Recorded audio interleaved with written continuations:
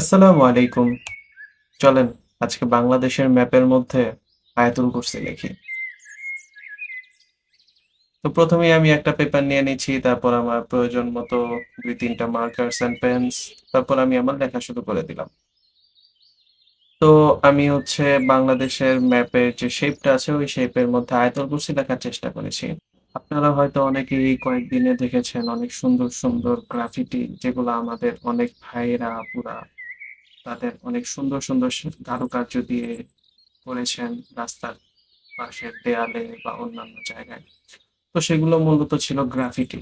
আর graffiti বলতে আমরা বুঝাই যেটার মধ্যে কোনো মিনিং থাকে না। অর্থাৎ সেটা পুরোটাই একটা অক্ষর নিয়ে খেলার মতো। অর্থাৎ আপনি অক্ষর দিয়ে আরবি সুন্দর, সুন্দর অক্ষর দিয়ে ডিজাইন করবেন, কোনো একটা শেপ দিবেন, সেটাকেই মূলত গ্রাফিটি বলা হয়।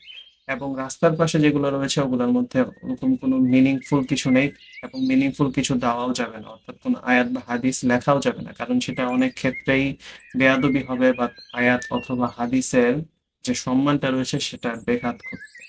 তো এইজন্যই আমি পেপারের মধ্যে চিন্তা করলাম যে বাংলাদেশ ম্যাপের আদলে আমি আয়াতুল কুরসিটা লিখি। এটার মধ্যে তো আর কোনো অসুবিধা নেই। তো আমার কথা বলতে, বলতে আমার বাংলাদেশ ম্যাপটা করা শেষ। আ আনফরচুনেটলি আমার শেষের দিক দিয়ে যে আয়াতুল কুরসিটা শেষ হচ্ছিল না, তখন আমি এই মাথার উপরে অর্থাৎ পঞ্চগড়ের সাইডে আমি একটু মোটা করে ফেলেছি। হয়তো চিকেন নেকটাও চলে গিয়েছে। ভারতের যে চিকেন নেকটা আছে ছোট্ট একটা জায়গায়, ওই চিকেন নেকটাও হয়তো দখল হয়ে গিয়েছে। সো এটা যদি হয়ে থাকে তাহলে বাংলাদেশের ম্যাপটা সুন্দরই হয়েছে। কারণ তাহলে সেভেন সিস্টার্স আমাদের। যাই হোক, মজা করছিলাম। আশা করি সবাই ভালো থাকবেন, সুস্থ থাকবেন, দোয়া করবেন। ধন্যবাদ।